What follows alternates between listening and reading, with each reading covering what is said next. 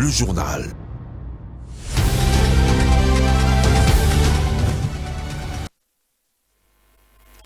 « 19h sur ce plateau, mesdames et messieurs, bonsoir et bienvenue dans cette grande édition du journal sur Mondico Télévision. Tout de suite, le sommaire.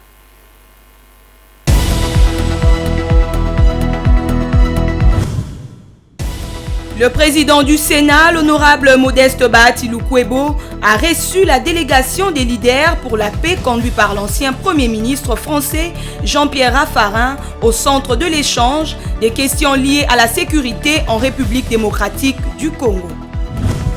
Incursion des bandits à main armée dans la nuit d'hier lundi à ce mardi dans plusieurs habitations du quartier Kingu en la cité Camping dans la commune de Selembao.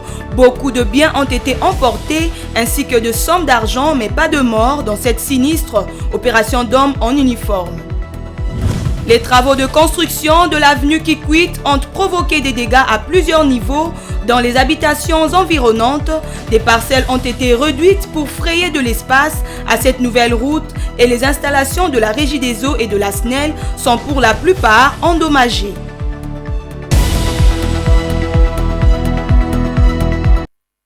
Voilà tout pour le sommaire, mesdames et messieurs, bienvenue sur Mondico Télévision. La situation sécuritaire dans la partie est de la République démocratique du Congo était au centre d'un échange lundi 20 mars 2023 au Sénat entre le président de cette institution, Modeste Bahati Lukwebo, accompagné de quelques membres de son bureau et la délégation de la Fondation des leaders pour la paix, conduite par l'ancien Premier ministre français Jean-Pierre Raffarin. Viningali Junior nous en dit plus. Avec cette délégation, le speaker de la Chambre haute du Parlement a passé en revue le perspective des retours de la paix dans la partie est de la République démocratique du Congo. Les sujets relatifs aux préparatifs des élections prévues le 20 décembre 2023 en RDC s'est aussi invité à cette rencontre conviviale. Modeste Bahati a brossé à l'intention de ses hôtes la genèse de la crise sécuritaire qui sévit à l'est de la RDC depuis 1994, alors que notre pays avait ouvert ses frontières pour offrir l'hospitalité aux voisins rwandais qui fouillaient la guerre chez eux. Curieusement, ces mêmes voisins convoitent aujourd'hui les ressources de la RDC tout en y sémant la mort et la désolation. Le président du Sénat a en outre rassuré Jean-Pierre Raffarin et sa délégation de la volonté du président Félix Tshisekedi de trouver une solution durable par les voies diplomatiques à cette situation depuis son avènement à la tête du pays. Abordant la question relative aux élections, Modeste Bahati Lukwebo a soutenu que Félix Tshisekedi est déterminé à respecter le délai constitutionnel pour l'organisation des scrutins prévus à la fin de cette année. L'ancien Premier ministre français s'est dit très sensible à la situation qui sévit dans l'est de la RDC. Il a saisi cette occasion pour lancer un appel à la communauté internationale afin qu'elle s'implique véritablement pour le retour de la paix dans cette région de la RDC qui continue à enregistrer de pertes en vies humaines suite au drame qui s'y déroule. Nous sommes très sensibles au malheur des populations qui aujourd'hui souffrent la guerre et qui sont aujourd'hui souvent d'être déportées. Nous sommes très sensibles aux efforts qui sont faits dans tout le pays pour conduire à la paix. Et nous voulons aussi exprimer une préoccupation de la communauté internationale que nous représentons de manière très libre pour que les sujets qui sont ceux de la République démocratique du Congo soient pris en compte par la communauté internationale. À noter que la Fondation des leaders sur la paix regroupe plus de 40 personnalités engagées dans la recherche de la paix à travers le monde. Clôture des travaux de la session ordinaire du Conseil des ministres de la Communauté de développement de l'Afrique australe. Au total, 52 décisions ont été adoptées. La SADC rassure par ailleurs qu'elle fera de tout son mieux pour participer activement au processus de restauration de la paix et de la sécurité dans la partie est de la République démocratique du Congo. On écoute le ministre de l'intégration régionale et de la francophonie, Didier Mazenga, qui a présidé ce Conseil des ministres de la SADC. Après 2 jours de travaux, la session ordinaire du Conseil des ministres de la Communauté de développement de l'Afrique australe s'est clôturée dans la capitale congolaise sur une note de satisfaction. Pendant cette réunion du Conseil des ministres de la SADC, nous avons eu à examiner l'avancement de la mise en œuvre du plan d'action institutionnel annuel de la SADC, la mise en œuvre du budget de l'exercice 2022-2023 et leurs projets pour l'exercice 2023-2024. Au total, 52 décisions ont été adoptées. Soyez rassurés que les décisions, les conclusions et recommandations qui ont découlé de cette importante réunion seront fidèlement soumises au 43e sommet de chefs d'État et de gouvernement qui sera organisé à Luanda, en Angola, pour examen et approbation par le chef d'État et de gouvernement EC au profit du peuple du grand espace SADC. S'agissant de l'agression rwandaise, la communauté de développement de l'Afrique australe rassure qu'elle fera de son mieux pour participer activement au processus de restauration de la paix et de la sécurité en République démocratique du Congo. Créée en 1980, la SADC compte à ce jour 16 pays membres. Et le président de la Commission électorale nationale indépendante, Denis Kadima, est en mission d'inspection des opérations d'enrôlement de la diaspora depuis le week-end dernier en Europe, à la première étape en France, où la date de la fin de l'enrôlement est intervenue hier le 20 mars. Le président de la centrale électorale s'est dit satisfait du processus avant d'inviter les Congolais de l'étranger à beaucoup de patience quant à ceux qui n'ont pas pu se faire enrôler pour plusieurs raisons. Suivez-le. Avoir 5500 à peu près, et ça continue à augmenter, les Congolais venant pas seulement de Paris mais de l'intérieur aussi, c'est un grand sacrifice et nous apprécions cela et nous sommes satisfaits. Celui qui n'a pas pu s'enrôler aujourd'hui, nous l'encourageons à participer aux efforts de réforme, parce qu'il y aura sans doute des réformes, aux efforts de réforme pour qu'en 2028, la procédure soit beaucoup plus souple. Ainsi, cette personne et d'autres, bien d'autres, pourront aussi s'inscrire. Donc, ne voyons pas les choses de façon limitée dans le temps. Nous sommes en train de jeter les jalons de cet aspect du vote, mais c'est pour l'avenir. Je vous dis que le 20 décembre 2023, donc cette année, il y aura élection. Donc, il n'y a pas, c'est nous qui les organisons. Nous avons un calendrier électoral. Si vous allez consulter le calendrier, vous allez voir que nous sommes à jour. Les choses évoluent telles que prévues. Le Salon Congo du Pullman Grand Hôtel de Kinshasa abrite depuis lundi 20 mars la conférence sur le harcèlement sexuel dans la sphère médiatique. Cette activité qui intervient en cours du mois consacré aux femmes du monde entier est organisée par la Fondation Zakari Bababaswe avec comme objectif principal aborder toutes les questions liées à la situation des femmes dans la sphère des médias, notamment le harcèlement sexuel. La première dame de la République démocratique du Congo, Denise Nyakero Tshisekedi, y a pris part. Suivez un extrait de son discours à l'ouverture. Comme vous le savez certainement, je m'investis totalement dans la valorisation des femmes et de la jeune fille de mon pays.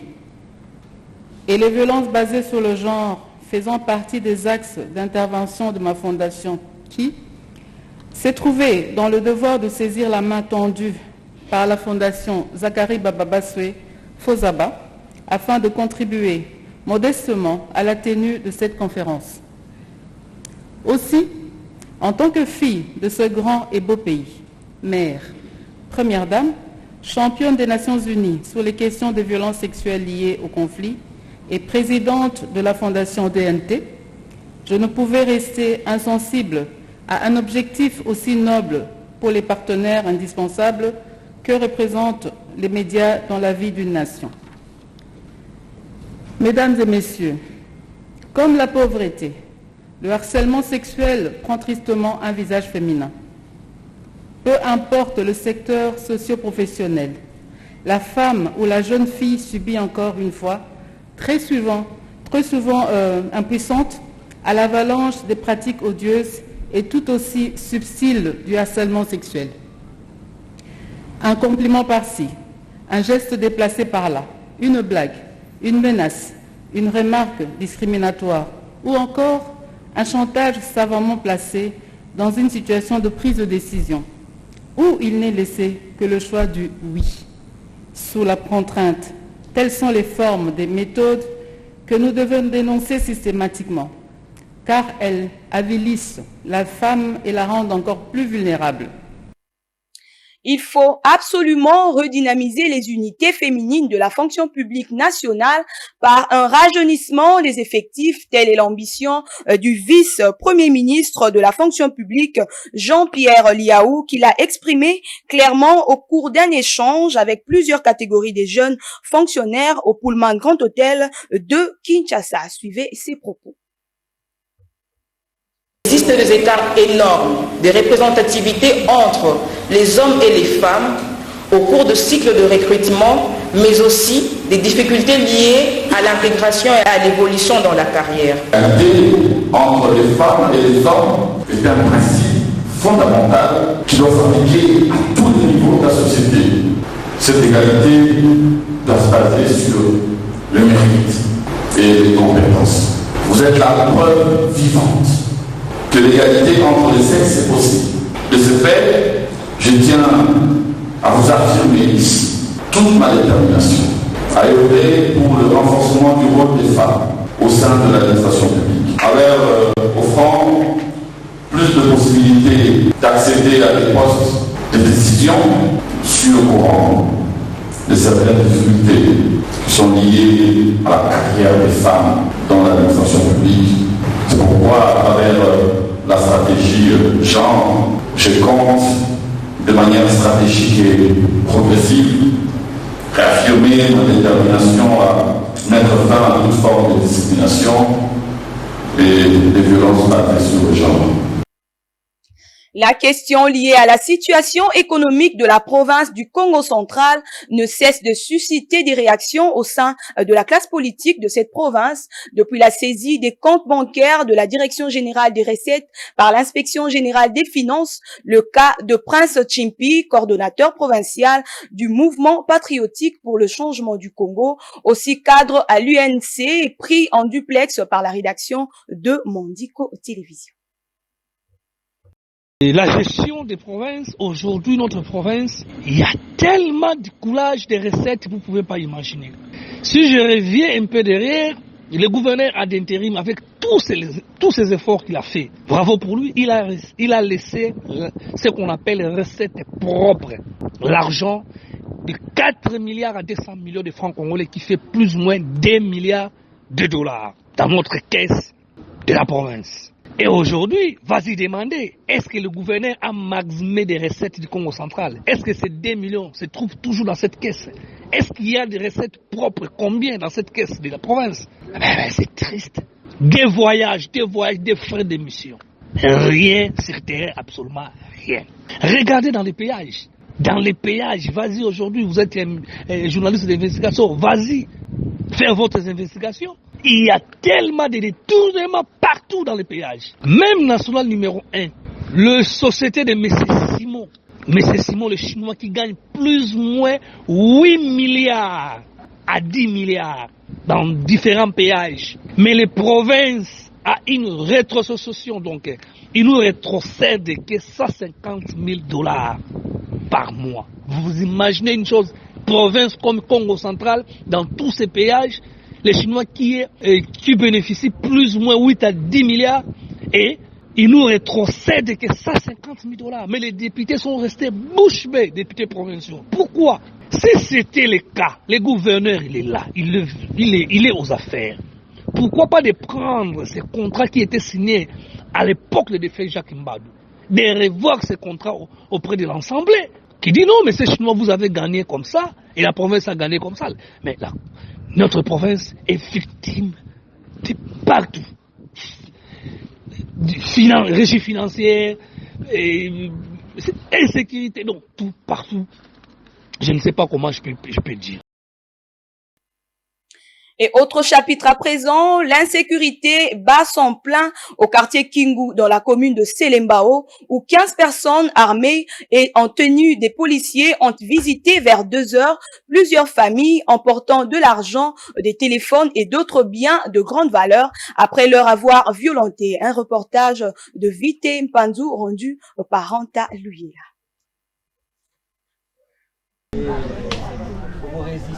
L'insécurité devient récurrente dans la commune de Selembao, au quartier Kingu, cité Camping. C'est mardi 21 mars, vers 2h du matin, une bande de criminels a fait irruption dans plusieurs parcelles situées sur l'avenue Mwango. Ils étaient au total 15 hommes, armés, habillés en uniforme de policiers. Pendant leur opération, ces malfrats ont violenté, emporté de l'argent, des téléphones, des biens de grande valeur, puis ont tenté de violer les filles. Une victime a pris son courage en main pour nous relater le déroulement de cet incident malheureux.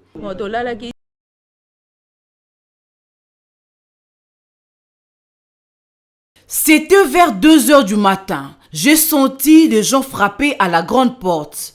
Puis, c'était chez nos locataires. J'ai lorgné pour savoir qui c'était. Aussitôt, mes locataires se sont mis à crier parce que le bandit avait fait irruption dans leur maison et emporté l'argent et d'autres biens. Puis c'était le tour de l'autre voisin. Nous avons aussi entendu des cris. Ils les ont ligotés et ont pris de l'argent. Après, ils se sont dirigés chez moi. Nous demandons d'ouvrir la maison.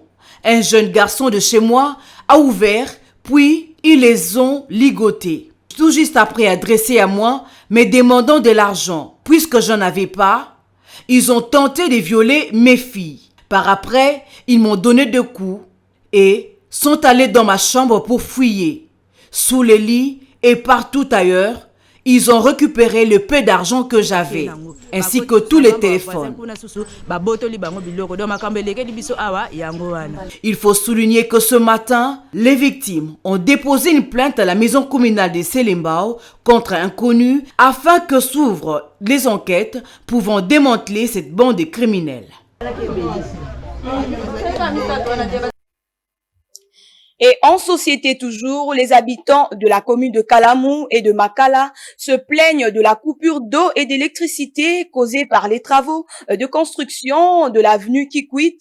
À cela s'ajoute la non-indemnisation des victimes des maisons démolies de suite des dits travaux. Ils appellent ainsi à l'implication des autorités compétentes pour résoudre la situation telle que promis par le gouverneur de la ville Jean Tiningo Bilambaka lors de sa descente sur place. Suivez.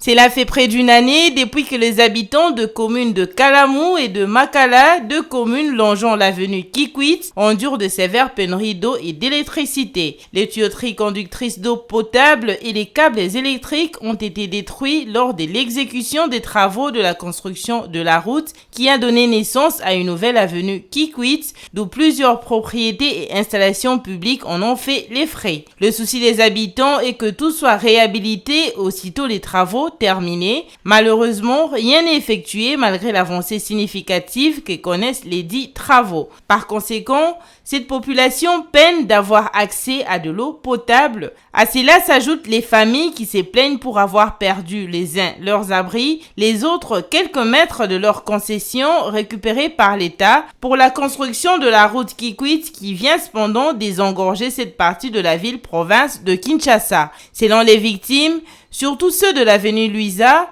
le gouverneur Jean Tiningo Bilambaka avait lors de sa descente sur place reconnu les dégâts et aurait pris l'engagement d'indemniser les victimes. Malheureusement, sans suite favorable. D'autres par contre soutiennent que les espaces démolis appartenaient bel et bien à l'État congolais. C'est plutôt la population qui avait violé l'espace public.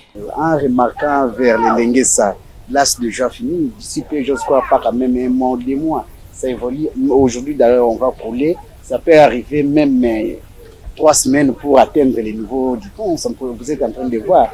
Peut-être le lundi, je vais recommencer de l'autre rive pour y aller jusqu'au pont. Oh bon, il faut patienter quand même. Il faut patienter. On est en train d'observer. Ça va, on va ouvrir. D'ici le mois de mai, peut-être. Mais d'ailleurs, c'est un peu loin. Donc, les problèmes, il reste des problèmes des ponts. Les victimes seront-elles indemnisées ou non? La solution à ce problème, notamment celui lié à la desserte en eau potable et en électricité, est attendue impatiemment par la population de cette entité. Et avant de terminer ce journal, mesdames et messieurs, place au rappel des titres.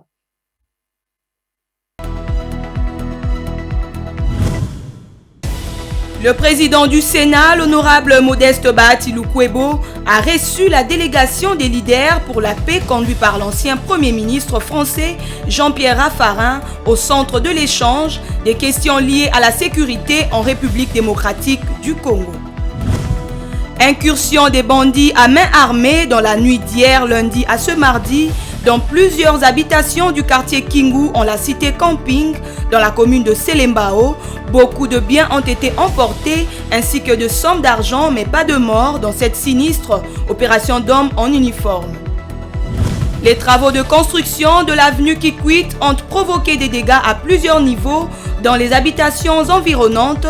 Des parcelles ont été réduites pour frayer de l'espace à cette nouvelle route et les installations de la Régie des eaux et de la SNEL sont pour la plupart endommagées. Et voilà qui met fin à cette grande édition du journal sur Mondico Télévision. Mesdames et messieurs, retrouvez-moi demain à 16h pour le bulletin d'information. Au revoir.